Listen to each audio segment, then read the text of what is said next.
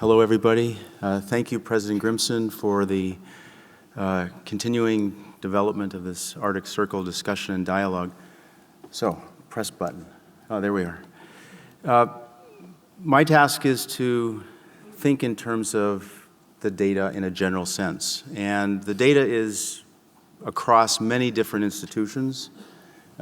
This is the Arctic Council, the Arctic Economic Council, the Arctic Coast Guard Forum, the Arctic Marine Military Environmental Cooperation Treaty, Barents Euro-Arctic Committee, Forum of Arctic Research Operators, International Arctic Science Committee, the Marine Oil Pollution Preparedness and Response, North Atlantic Coast Guard Forum, North Atlantic Forum of Operators, Nordic Council, the Northeast Atlantic Fisheries, etc. OSPAR. Each of these institutions is collecting data, using data, and in effect, there's a data ecosystem out there. In the context of a data ecosystem, there are keystone species or keystone data sets such as sea ice or atmospheric changes. There is competition among data sets. There is predation among data sets, new coming in and others disappearing. Mapping this data ecosystem and understanding how the interplay is part of thinking in terms of the implications of the data. It's not data for data's sake, it's data in terms of evidence.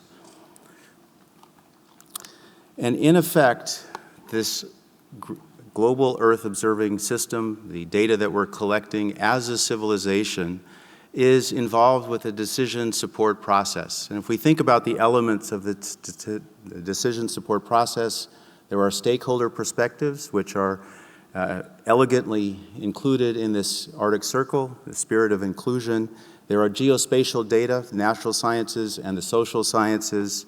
There are governance records. So it's not only numeric data, it is written data, it is data in the form of decisions that we make. And so how do we use this data, this information, and how does it contribute to Arctic sustainability? I think one of the things that's emerged in this discussion is the concept of sustainability. Throughout most of the presentations, in one way or another, is the notion of sustainability. In 2015, the United Nations introduced the Sustainable Development Goals, 17 goals. All of these goals share one feature. That feature is thinking across generations. And one of the challenges we face in this room as we think about solutions to achieve sustainability, these are not arbitrary timeframes. It's not 2030 or 2050. It's across generations. My children's children will be alive in the 22nd century.